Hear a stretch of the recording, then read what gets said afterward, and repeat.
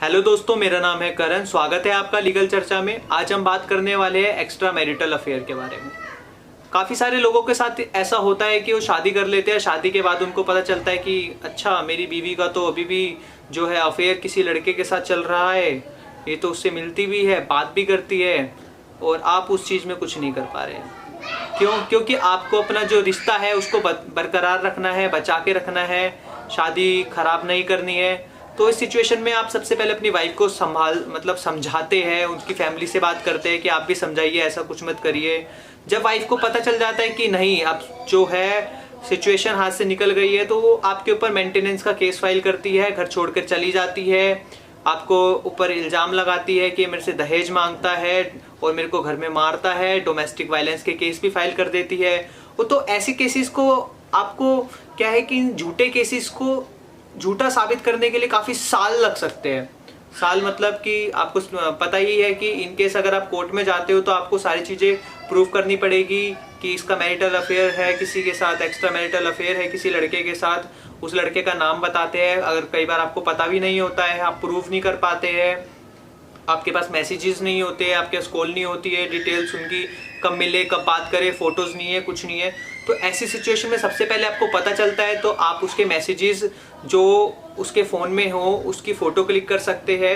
अपने पास स्टार्टिंग से ही एविडेंस आपको रखने पड़ेंगे अपने केस को स्ट्रॉन्ग करने के लिए, इन केस फ्यूचर में अगर वो आपके ऊपर कोई केस फाइल करती है तो उसके लिए।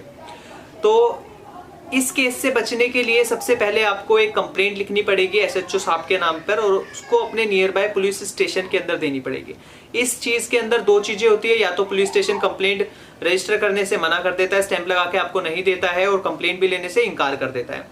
दूसरी चीज़, या तो वो कंप्लेंट रख लेंगे अपने पास और आपको स्टैंप लगा कर दे देंगे, और उसके अंदर एक आईओ अपॉइंट होगा जो आपका पूरा केस होगा उसकी स्टडी करेगा, उसके बारे में पूछेगा, बातचीत करेगा दोनों पार्टी से, आपस में बिठा के एक सुलह करवाएगा। अगर वो नहीं हो पाती है तो उसके अंदर एक एफआईआर भी रजिस्टर कर सकता है। मोस्ट ऑफ द केसेस में ऐसा होता नहीं है, तो कंप्लेंट लेने से वो मना कर देते हैं। अगर मना करा तो आप क्या करेंगे? अगर आपकी कंप्लेंट पुलिस जो है एसएचओ साहब के नाम पर आप लिख के पुलिस स्टेशन में देते हैं और वो नहीं लेते हैं, तो सबसे पहली चीज़ है आप अपनी कंप्लेंट की कॉपी के साथ एक डीसीपी साहब को एक लेटर लिखेंगे कि मेरी कंप्लेंट को नहीं लिया जा रहा है और मैं इस थाने में कंप्लेंट सबमिट करने इस तारीख को इतने बजे मैं गया था।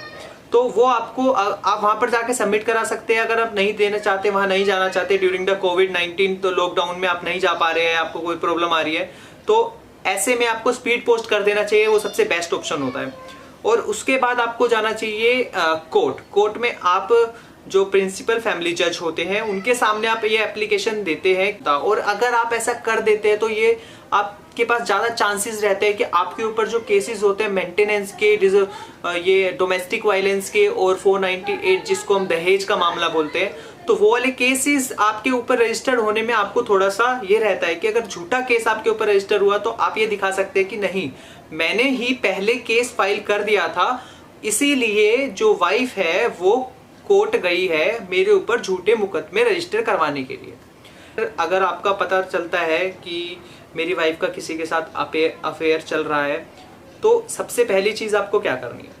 सबसे पहली चीज़ आपको एविडेंस इकट्ठे करने हैं, होपलेस नहीं होना है। कई लोग बड़ी जल्दी हार मान जाते हैं, रोने लगते हैं, अपनी पत्नी से बात करते हैं, अपनी फैमिली को बताते हैं, फिर लड़की की जो फैमिली है उसको बताते हैं, लड़ाई होती है, झगड़े होते हैं। तो ये सारी चीज़ें करने का कोई बेनिफिट नहीं मिलता दोनों साइड से किसी को भी।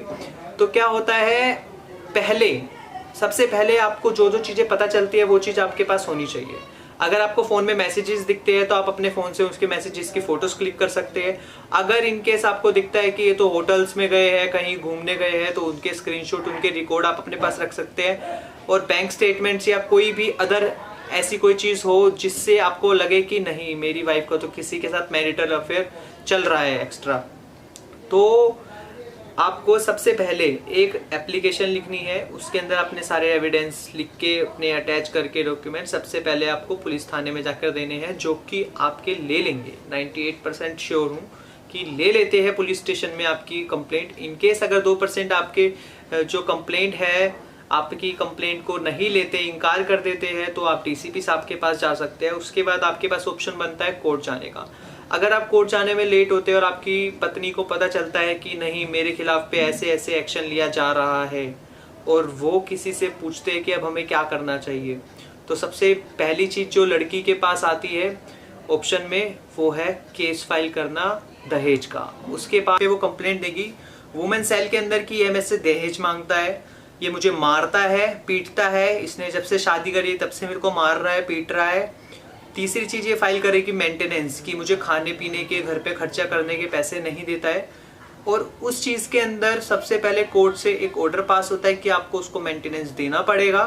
काफ़ी सारे केसेस में अगर लड़की नहीं कमाती है तो मोस्ट ऑफ द केसेस में ये होता है कि अगर लड़की कमाती है, अपने खर्चे पूरे कर सकती है, तो उस केस के अंदर मेंटेनेंस के जो ऑर्डर होते हैं वो कम होते हैं। उसके अंदर मेंटेनेंस में आपको क्या है कि रिबेट मिलता है कि आपको कम पैसे देने पड़ेंगे काफ़ी सारे केसेस के अंदर।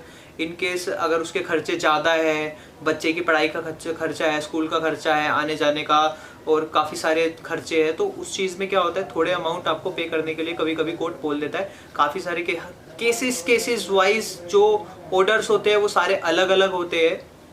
तो आपको क्या करना है, एक्स्ट्रा मैरिटल अफेयर के पता चलने के बाद सबसे पहले आप कंप्लेंट लिखेंगे, आप जाएंगे थाने में और थाने में रजिस्टर कराएंगे।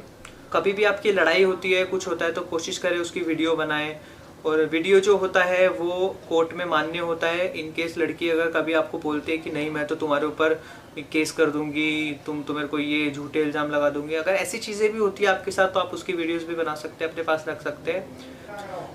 इन केस फ्यूचर में कभी भी कोई बात होती है तो आप उनको ये पता होगा, मैटर ऑफ रिकॉर्ड रहता है पुलिस के पास कि नहीं जी लड़के ने पहले लड़की के ऊपर कंप्लेंट कर रखी है कि इसका मैरिटल अफेयर इस लड़के के साथ चल रहा है, तो उसमें आपको बेनिफिट होता है। तो ऐसे ही ज्ञान की बातें जानने के लिए बने रहिए मेरे चैनल के साथ। थैंक्स फॉर वॉचिंग लीगल चर्चा। सब्सक्राइब कर दीजिए इस चैनल को for more information. Thank you so much.